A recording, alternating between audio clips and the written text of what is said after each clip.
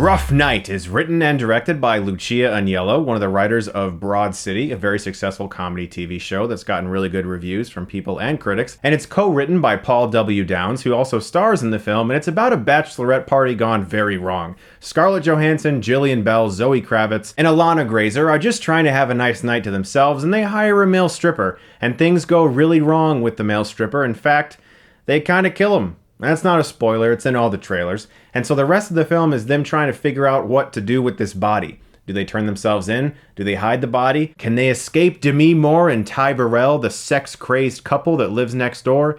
These are things that plague these characters. And when I saw the trailer for this movie, I really had no anticipation for it. The trailer just makes this film look like it's a party movie. From beginning to end, it's nothing but cocaine, booze, screaming, and loud techno music. And the trailer genuinely annoyed me. I had no interest in seeing it whatsoever, but I went anyway. And I gotta say, come in really close. Come here. Just come here. It's okay. Come a little closer. A little bit closer. This movie actually ain't that bad. I walked out of this theater pleasantly surprised because the film really isn't too much like the trailers. The first 25 minutes of this movie is like the trailers. They get really high, they do some drugs, and they're having fun, and as soon as that happens with the male stripper, they accidentally kill the guy, the movie changes. The movie goes from that frat boy style, or in this case, frat girl style humor, into something far darker, and the comedy also gets a lot better. And it really improved. But the thing that I genuinely liked about this movie is the sisterly bond that's felt between these characters. They've been friends forever, and you can really feel that. The movie isn't just about the situational comedy of what do you do with a dead body when you're on your bachelorette weekend. The real heart of the movie lies in these girls reconnecting, because they've all moved on with their lives. They all have different careers. Some of them are kind of stuck in one place and are a little directionless, and they're looking for that in their friends. They're trying to reconnect and find that direction again. And seeing them and their sisterly bond grow as the film proceeded was easily my favorite part about it. It's also surprisingly funny. I laughed consistently. One of the funnier aspects of this movie is Scarlett Johansson's fiance, which is played by the co-writer Paul W. Downs. He's stuck back at home, and he thinks something is wrong, and so he decides he's going to go drive there. And his mission to try to get there, whenever they cut back to him, I kept thinking, I don't want to see this scene. Oh my God, that was fucking hilarious. Okay, now I do. Let's see what else he has to do. And it just got increasingly more embarrassing. And the situational humor is really strong here. For whatever reason, one of my biggest laughs in this movie is when he's trying to call his fiance and leave a message, and he makes this weird face with his upper lip and sticks out his teeth, and it was just so fucking hilarious. I don't know why. It really got me.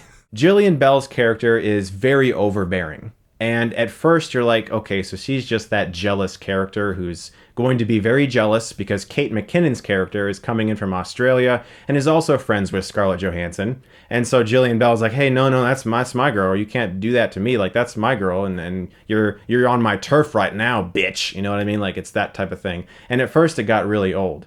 But as the film progresses, you realize that it's actually really important to her character because there's a lot more depth hidden behind why she is so overbearing. And so it's not just that she's that character, the jealous friend character who's very annoying.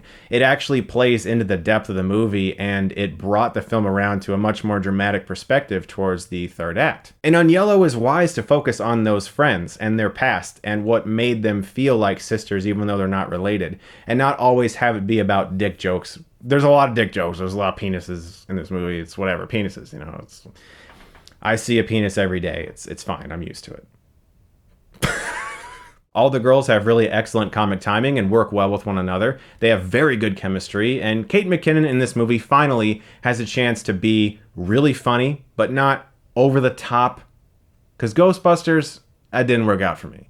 It didn't work out for me. I think she's brilliant. I think she's really funny. When it boils down to it, I don't go to a film like this and expect greatness. I just expect a fun and entertaining movie that will make me laugh. If you're having a girls' night out, you're probably going to really enjoy yourself. Or if you're a guy like me who doesn't look at films like this and thinks, well, those are just for girls. you might enjoy it too. That being said, it's unfortunate how similar this film is to others. It's very much so like Very Bad Things, which is about a group of guys who accidentally kill a prostitute and then have to try to figure out how to cover it up. It's a little bit of Weekend at Bernie's as well. We've seen films like this before. It's got some Hangover and Bridesmaids in there as well. It's sort of like a mishmash of different films. The thing that kept me enjoying it is that sisterly bond that is ever present throughout the movie and realized well throughout the performances and the writing. I'm going to give Rough Night a B. Trust me, I'm surprised. I saw the trailers and my wife and I looked at each other and we were like, yeah, that's not for us. But I went to the screening anyway, and I'm glad I did because the trailers basically surmised the first 25 minutes of the movie, and a lot of the stuff after that is just little bits in the trailers. There's tons of stuff that they don't really show, which was also a major plus. There's a lot of good jokes in the movie that simply aren't in the trailers. So check it out sometime, guys. Also, big thank you to my buddy Bennett the Sage, who included me in his review of Kite, the American adaptation of the anime. I had a blast doing that with him. Please go check out his channel. That link is in the description below. You will see that he works very hard on his videos and dedicates quite a bit of time to them. It's pretty good content. So thank you very much, Bennett. That was a blast to take part in. You guys are the best. If you like this, you can click right here and get Stuckmanized.